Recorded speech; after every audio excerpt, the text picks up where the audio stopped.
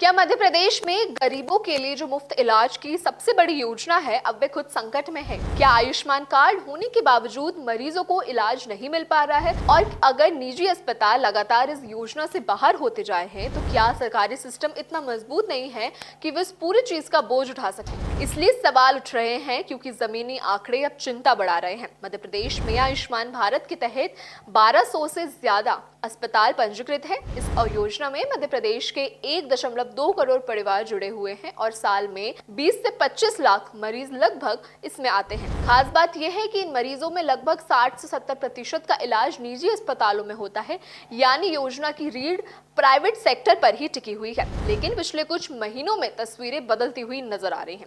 अलग अलग जिलों में 50 से 100 से ज्यादा निजी अस्पताल इस योजना से अचानक बाहर होते हुए नजर आ रहे हैं। कुछ जगहों पर संख्या 10 से 20% तक घट गई है। ये सिर्फ आंकड़े नहीं बल्कि एक चेतावनी है जो सिस्टम कहीं ना कहीं गंभीर रूप से जो उनकी खामियां हैं उसको दर्शाती है। नमस्कार, आप देख रहे हैं राजीव टाइम्स। मैं हूं आपके साथ अपूर्वा दर और जानिए आयुष्मान योजना आखिर मध्य प्रदेश में किस तरीके से कार्य करती है। इस संकट की जड़ में सबसे बड़ा मुद्दा है पैकेज रेंज का, जो कि सरकार ने 1500 से ज्यादा बीमारियों और प्रक्रियाओं के लिए ये पैकेज बनाया है। लेकिन अस्पताल का कहना है कि रेट मौजूदा बाजार लगातार 30 से 50% में कम होता जा रहा है। उदाहरण के तौर पर कई सर्जरी और क्रिटिकल केयर प्रक्रियाओं में अस्पताल को 20 से 40% का घाटा उठाना पड़ सकता है। आधुनिक मशीन, दवाइयां, डॉक्टर्स की फीस और इंफ्रास्ट्रक्चर का खर्चा लगातार बढ़ रहा है। लेकिन जो पैकेज है, जो लिमिटेड पैकेज है, उसके जो अपडेट्स है वो नहीं हो रहे, रेट अपडेट नहीं हो रहे। इसका कहने का पूरा जो विस्तार है वो ये है।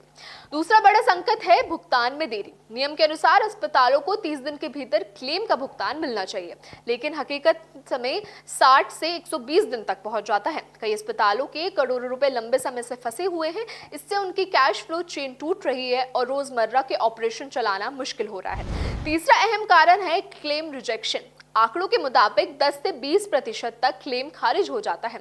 कई बार रिजेक्शन तकनीकी कारणों से होता है, जैसे दस्तावेजों में छोटी गलती, कोडिंग में अंतर या जो बाकी प्रक्रिया है लोगों को मालूम नहीं होती है।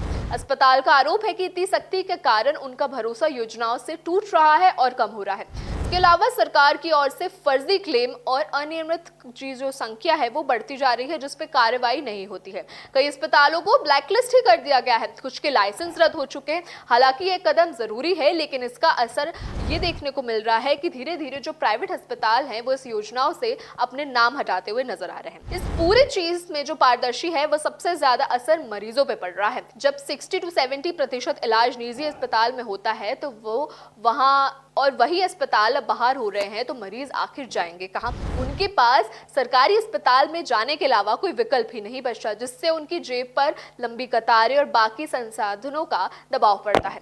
ऐसे में अगर मरीज को निजी अस्पताल का विकल्प ही नहीं मिले तो उनके पास लंबे इंतजार के अलावा कोई ऑप्शन ही नहीं होता। एक्सपर्ट्स की माने तो ये सिर्फ स्वास्थ्य का मुद्दा नहीं बल्कि सामाजिक और आर्थिक संकट से भी बना हुआ है। अगर गरीब मरीजों को समय पर इलाज नहीं मिला तो बीमारी गंभीर हो सकती है और इलाज का खर्चा कई गुना ज्यादा बढ़ सकता है। सवाल ये आता है कि इसका समाधान क्या है? एक्सपर्ट की सुझाव देते हैं कि पैकेज रेट को तुरंत रिवाइज करना चाहिए, उसे बाजार दर के हिसाब से लाना चाहिए। साथ ही क्लेम प्रोसेस को डिजिटल और पारदर्शी बनाकर भुगतान में देरी खत्म करनी चाहिए। नियमों को थोड़ा और बेटर करना चाहिए ताकि अस्पतालों को जो सूची है, बाकी चीजें हैं, उनमें समस्या ना आए। कुल मिलाकर स्थिति साफ है कि अगर सरकार और निजी अस्पताल साथ मिलकर संतुलन से काम करे तो जो गरीब लोग इस योजना से जुड़े हुए हैं उनको इसका लाभ पूरे अच्छे तरीके से मिलेगा। और तभी यह भी होगा कि सरकार पर जो स्वास्थ्य सेवाएं हैं उस पर भी सवाल उठने बंद हो जाएंगे। आयुष्मान योजना पे आप भी अपने विचार हमें कमेंट करें। देश दुनिया से जुड़ी ऐसी तमाम खबरों के लिए देखते रहिए राजीव टाइम्स।